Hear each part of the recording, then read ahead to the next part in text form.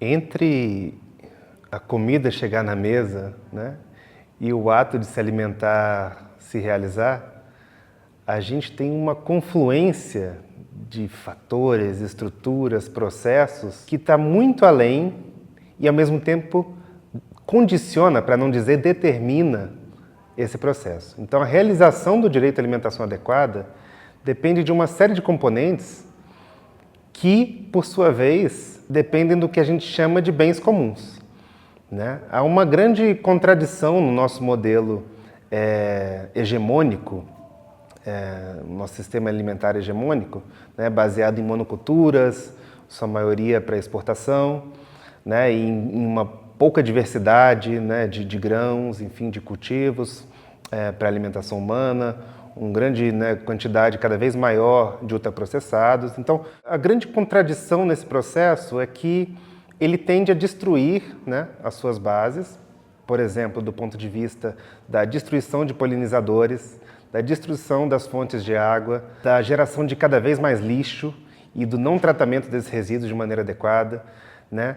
Então, essa conjunção de processos, o que nós chamamos de bens comuns, como o meio ambiente, né, como a água, enfim, como o ar que nós respiramos, como o clima, né, que hoje não pode ser previsto, enfim, e que por séculos e séculos e milhares de anos era um componente central para a alimentação, né? Ainda é para a agricultura, mas também tem componentes culturais, espirituais, religiosos, de uma série de culturas.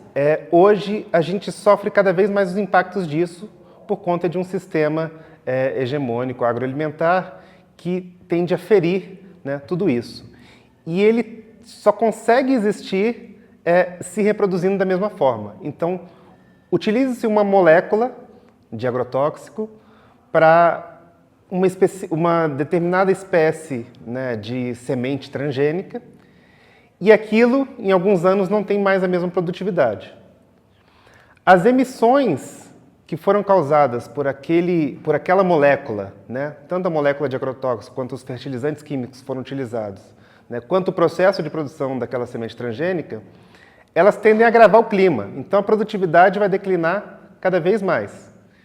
E todo esse processo de destruição dos bens comuns em prol de uma apropriação privada, né, de um uso do sistema agroalimentar para apropriação privada, ele é uma contradição que a gente não consegue resolver reproduzindo o próprio modelo, né? Então, quando a gente denuncia que os sistemas agroalimentares hegemônicos eles agem por destruir os bens comuns em prol de uma apropriação privada, né, do conhecimento sobre as sementes, do conhecimento, da tentativa de manipulação dos fatores, eles chamam de fatores de produção, nós chamamos de natureza, né, nós chamamos de meio ambiente, nós chamamos de...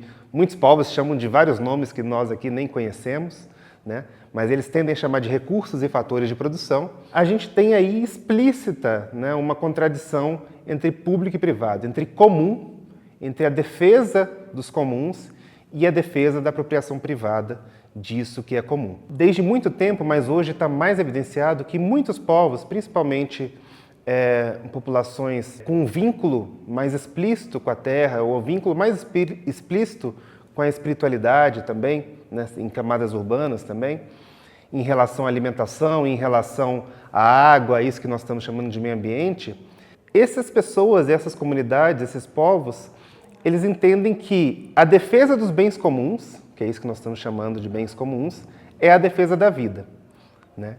Então, a defesa de uma alimentação que respeite os bens comuns e que frutifique esses próprios bens comuns, ela é realmente a verdadeira defesa da vida, né? A gente não vai sair dessa situação de caos, de ruínas, de destruição, né, ambiental, de não saber se amanhã vem um ciclone ou uma imensa seca, como tem acontecido na Amazônia, no Cerrado, né, as cheias no Rio Grande do Sul, em outros estados. A gente não vai sair dessa situação se a gente não entender que o remédio para isso não vem da própria causa dele. Não vem da apropriação privada dos bens comuns, mas sim da defesa dos bens comuns.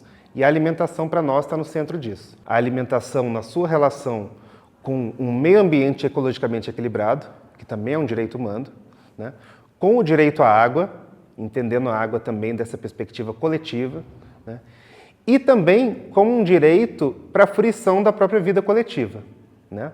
A alimentação é fruição da vida, né? É reprodução, sim, biológica, mas nós aprendemos, sim, enquanto fianistas, né, e nas lutas concretas e na escuta com tantos povos e comunidades, que a alimentação ela nos coloca para ser quem nós queremos ser, né, e quem nossos filhos e filhas querem ser também nesse mundo.